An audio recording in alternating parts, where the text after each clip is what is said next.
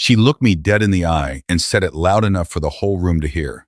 Your Honor, with all due respect to this proceeding, my father-in-law is a damaged, broken old man who can barely take care of himself. The idea that he should be raising a 7-year-old child is not just unreasonable, it's dangerous. The room went quiet. I sat at that table in my good shirt, the blue one Eleanor picked out for me years ago, the one I still press on Sunday mornings out of habit, and I did not look at my son. I could not, because if I looked at him and saw that he agreed with her, something in me would have broken that no amount of time could fix. Instead, I looked at the man sitting across the long conference table, the man with the gray at his temples and the reading glasses pushed up on his forehead, the man who held a thick folder with my name on it. He hadn't looked up yet. His pen moved across his notepad. Slow, deliberate, and then it stopped. My name is Ray Callahan. I'm 68 years old. I spent 22 years in the United States Army, 2 tours in the Gulf, 1 in Afghanistan, and more time in between doing things I still can't fully talk about at a dinner table. I came home to Denton, North Carolina with a bad knee, a slight tremor in my left hand that shows up when I'm cold or tired, and a love for my wife Eleanor that I never once took for granted. Eleanor passed 4 years ago. Pancreatic cancer. 11 weeks from diagnosis to the end. She went fast, which the doctors told us was a mercy. I'm still deciding whether I believe them. We had one son, Daniel. He was a good boy, curious, kind, the kind of kid who carried earthworms off the sidewalk after rain so they wouldn't dry out. Eleanor used to say he got his heart from her and his stubbornness from me. She wasn't wrong about either. Daniel married Kristen 9 years ago. I tried, folks. I genuinely tried. But Kristen was the kind of woman who kept score in ways you didn't realize until the tally was already against you. Every holiday visit measured against the one before.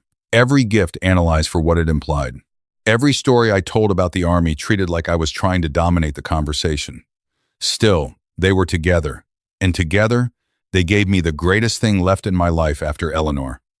Lily, 7 years old, missing her 2 front teeth, obsessed with horses and the color yellow, and a stuffed elephant named Gerald, who has lost both button eyes and 1 ear, and is still, according to Lily, the most beautiful elephant in the world. When Daniel and Kristen's marriage fell apart 18 months ago, I didn't take sides. I drove Daniel to his new apartment and helped him carry boxes.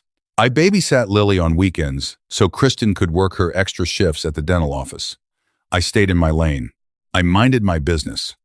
But then Daniel got hurt on a job site, a scaffolding collapse that broke 3 ribs in his collarbone, and he spent 6 weeks in recovery. And during those 6 weeks, Kristen decided that the custody arrangement they'd informally settled on wasn't working for her anymore. She hired a lawyer, she filed paperwork, and suddenly I was receiving letters telling me that my access to Lily was being evaluated as part of a broader custody reassessment. I didn't have a lawyer. I had a pension, a vegetable garden, and a 2009 Ford pickup with 140,000 miles on it. I drove myself to the County Department of Child and Family Services on a Tuesday morning in February. I wore the blue shirt. I carried the folder of documents Eleanor's sister had helped me organize: medical records, financial statements, character references from my neighbor Dottie, and Pastor Graves at First Methodist. I sat in the waiting room on a plastic chair next to a woman with a sleeping toddler on her lap, and I read the same paragraph of a Field and Stream magazine 4 times without absorbing a single word. When they called my name, I walked into the conference room, and that's when I saw him. I want to be honest with you, friends. When I first walked through that door and saw who was sitting at the head of that table, I felt something shift in my chest. Not hope, exactly. More like recognition. The kind that happens in your body before your mind catches up. He was heavier than I remembered. The hair was more gray than brown. The jaw was the same, wide and square, but the lines around his eyes were deeper now. Time does that. Time does it to all of us. He was looking down at his folder. His reading glasses were on his nose now, not his forehead. His name placard sat in front of him on the table. Superintendent of Family Services. District 7. Walter Greer.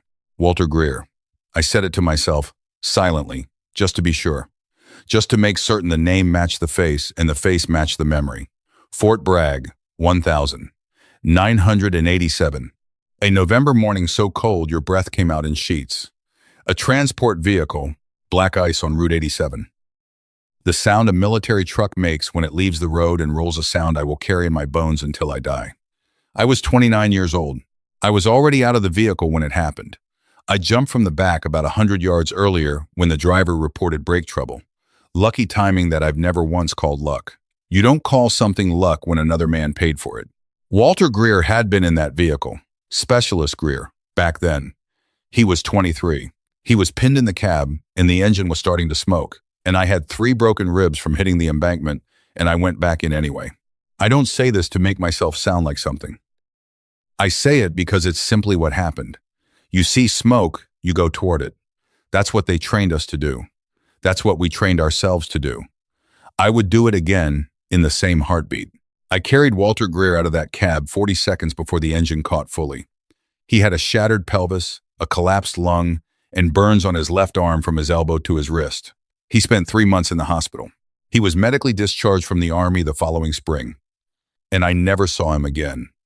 Until now. Kristen's lawyer was a compact woman in a charcoal suit who spoke very quickly and arranged her papers with the precision of someone who had done this exact thing many times before. Her name was Miss Farrell. She nodded at me once when she sat down, the way you nod at furniture. Daniel sat beside her. He didn't look at me. His collarbone was still in a sling. He stared at the table. On my side sat nobody. Just me and my folder and the blue shirt and 38 years of a life I'd built with Eleanor and the echo of a daughter-in-law's voice calling me broken. Miss Farrell opened her remarks. She was professional. She was thorough. She spoke about Kristen's stable income and consistent schedule and established household routine. She spoke about Daniel's recovery timeline and the need for Lily to remain in a settled primary environment. She spoke about my age, my medical history, the knee, the hand tremor, and my limited capacity to maintain the physical demands of primary care for a 7-year-old child. Then she said the part I told you at the beginning. My client's father-in-law is a damaged, broken old man who can barely take care of himself. The idea that he should be raising a 7-year-old child is not just unreasonable. It's dangerous. Walter Greer's pen stopped moving. I watched him. I kept my face still the way the Army taught me, not hard, not cold, just still. Calm water. Whatever's happening underneath is your business and nobody else's. He set the pen down. He took his glasses off. He looked at the table for a moment, and then he looked at me. It wasn't the slow, professional survey of a bureaucrat reviewing a case. It was something else entirely. It was the look a man gives when he's trying to match a face to something buried 30 years deep. I didn't move. I didn't nod. I just let him look. His eyes narrowed slightly. Miss Farrell was still talking. Something about documented concerns and developmental stability. Nobody else in the room noticed that the man with the power to decide my future had gone somewhere else entirely behind his eyes. Then Walter Greer did something I didn't expect. He held up one hand. Miss Farrell, he said quietly, I'm going to stop you there. The room shifted. Miss Farrell paused mid-sentence, her expression managing to be both polite and impatient at the same time. Walter Greer stood up from his chair. He was slower getting up than he would have been at 23. The pelvis never fully heals, not the way they tell you it will. And he walked around the end of the table with a slight hitch in his gait that I recognized. The way you recognize a song you haven't heard since you were young. He stopped in front of me. I stood up. It was automatic. Old habit. When a man approaches you directly, you stand up and you meet him. He looked at me for a long moment. His face was doing something complicated. Callahan, he said. Ray Callahan.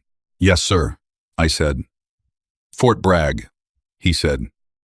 November of '87. Yes, sir. He put out his hand and I took it and he gripped it the way men grip hands when words aren't quite enough for what they're trying to say. Behind me, I heard Miss Farrell say, very carefully, Mr. Greer, I want to make sure this proceeding remains. It will, he said without turning around. He was still looking at me.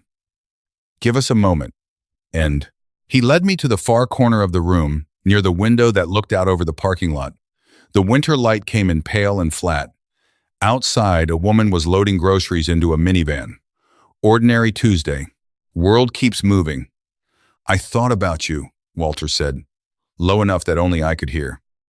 More times than you'd probably believe.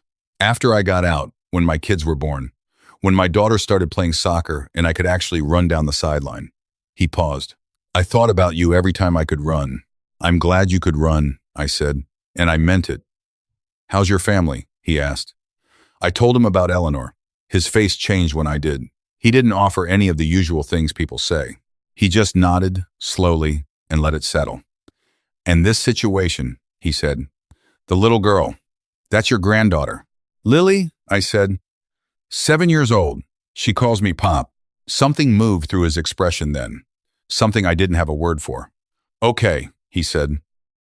Okay. We walked back to the table. Now, I need to be straight with you, friends, because I don't want you thinking this story goes the way you might be hoping it does. Life is not a movie. Walter Greer was an honest man before I ever pulled him out of that burning cab, and he was an honest man still. He excused himself from the room for 12 minutes. When he came back, his face was professional again, composed, careful. He sat down. He folded his hands on the table. I have a conflict of interest that I'm required to disclose, he said, to everyone and no one in particular. Mr. Callahan and I have a personal history. I am recusing myself from this case, and it will be reassigned to Supervisor Patricia Doyle within the next 48 hours. Miss Farrell clicked her pen. Daniel finally looked up. However, Walter said, and here he paused. In the way a man pauses when he is choosing his next words with the kind of care that means they will matter. I am going to place a note in this file before I hand it off. A personal statement of character, which I am entitled to do as the initiating supervisor. Miss Doyle will read it. It will be part of the record. Kristen leaned toward her lawyer and whispered something. Miss Farrell placed a hand lightly on her arm, the universal signal for not now. I looked at my son. He was looking at Walter Greer. And for the first time since I'd walked into that room, Daniel's face had something on it I recognized. Doubt. Not about me. About the story he'd been told about me. I drove home in the February gray. I made a pot of coffee I didn't really want. I sat at the kitchen table that still had the scratch in it from the time Lily dragged a Matchbox car across it 2 Christmases ago. The scratch I'd never fixed because Eleanor would have laughed at it, and I liked remembering that laugh. I didn't feel triumphant. I want to be clear about that. $2. There's a thing that happens when you're a veteran and you get older, and people start making decisions about you based on what they see. The slow walk, the tremor, the hearing aid you finally gave in and got at 65. They see the outside and they calculate the inside, and they get it wrong almost every single time. Kristen wasn't a villain. She was a mother who was scared and tired, and making the argument she thought she needed to make. I understood that. I didn't have to like it, but I understood it. What I couldn't shake, sitting at that table with my cold coffee, was Daniel. He was my son. He knew me. He'd watched me change his daughter's diapers at 3 a.m. when Kristen had a fever. He'd watched me teach Lily to ride a bike in this very driveway, running alongside her with my bad knee screaming, refusing to let go until she told me to. He knew what I was made of. And still he'd sat at that table and said nothing. I called his cell. It rang 4 times. I was already composing what I'd say to his voicemail when he picked up. Dad, he said. Just that one word. But the way he said it. I told him I wasn't calling to argue. I told him I wasn't angry. I told him that whatever was happening between him and Kristen, Lily needed stability, and if Kristen's house gave her that, then I could live with whatever decision came down. I just needed him to know that I was not broken, I was not dangerous. I was his father, and I would crawl across glass before I let anything hurt that child. He was quiet for a long time. I know, Dad, he finally said. I know it wasn't enough, but it was something. And something is where you start. Supervisor Patricia Doyle was a straight-ahead woman in her early 50s who had clearly heard every possible variety of family dysfunction in her career and had long since stopped being surprised by any of it. She reviewed the file thoroughly. She conducted a home visit. She sat in my kitchen and drank my coffee and asked me careful, neutral questions about my daily routine and my finances and my relationship with Lily. Lily was with me that day. She came in from the backyard with Gerald, the one-eared elephant, under her arm and mud on both knees, and she climbed up onto the chair across from Patricia Doyle and studied her with the completely unembarrassed curiosity that only 7-year-olds can get away with. Are you deciding if Pop can keep me? Lily asked. Patricia Doyle looked at her for a moment. I'm deciding what's best for you, she said. Lily thought about this. Pop makes really good pancakes, she said, and he knows all the horse breeds. And when I have bad dreams, he sits in the chair by my bed and tells me army stories until I fall asleep. He changes the scary parts so they have horses in them. Patricia Doyle wrote something in her notebook. She stayed for 2 hours. Walter Greer's statement was 3 paragraphs long. Patricia Doyle read it to me at our second meeting because I had the right to hear anything placed in my file. He wrote about Fort Bragg. He wrote about the truck and the ice and the smoke. He wrote that he had spent 31 years working in public service, first as a case manager, then as a supervisor, building a life he credited directly to the fact that a man named Ray Callahan had made a decision in 40 seconds that gave him the chance to build it. He wrote, "I have no standing to tell this board what decision to make.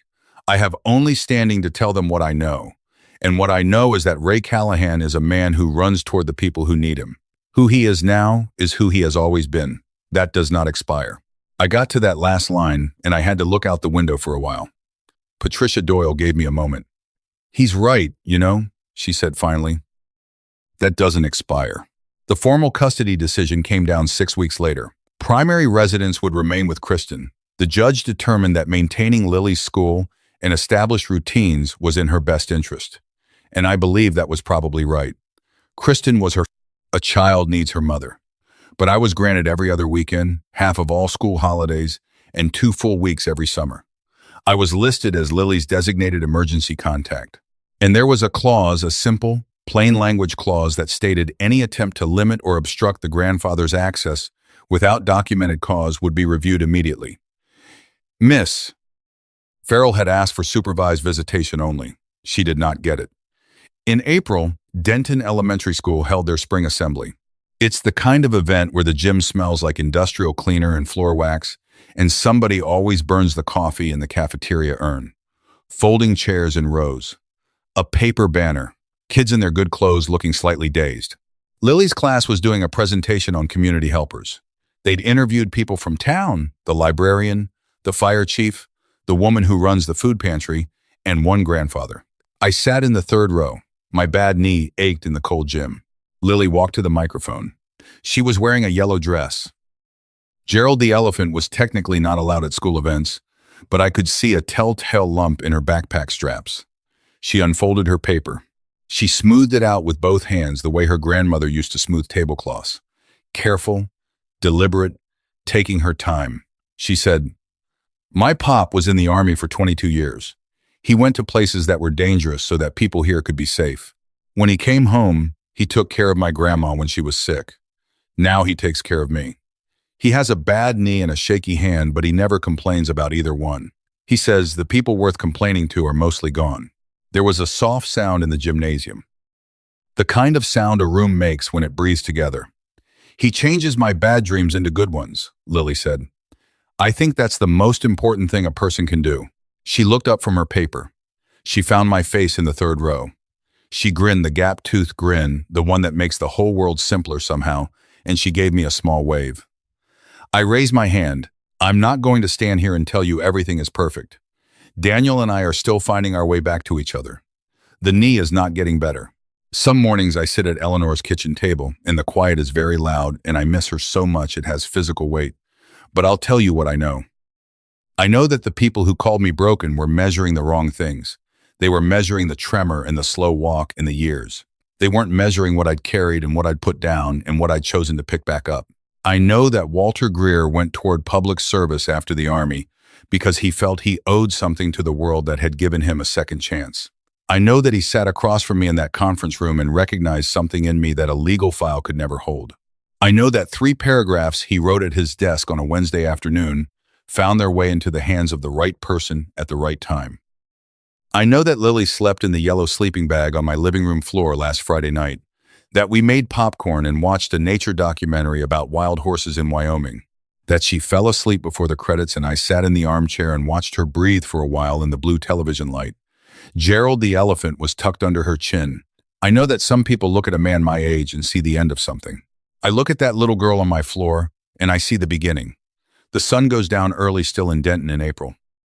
It comes in low and orange through the kitchen window, and it catches the scratch on the table and the dust on Eleanor's reading glasses that I keep on the windowsill, because I can't bring myself to put them away.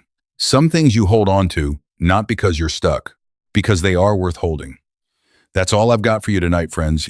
I'll see you next time. What Ray's story reminds us is this: the people who love us most quietly are often the easiest to overlook. A bad knee and a shaky hand don't measure a man. What measures him is whether he shows up, whether he changes the nightmares into something softer, whether he sits in the chair until the breathing evens out. Don't wait until a courtroom to tell the people holding your world together that you see them. A small note for you, friends. This story was created and fictionalized by AI, crafted to bring you a moment of warmth and entertainment, and to leave behind a little something worth carrying into your day.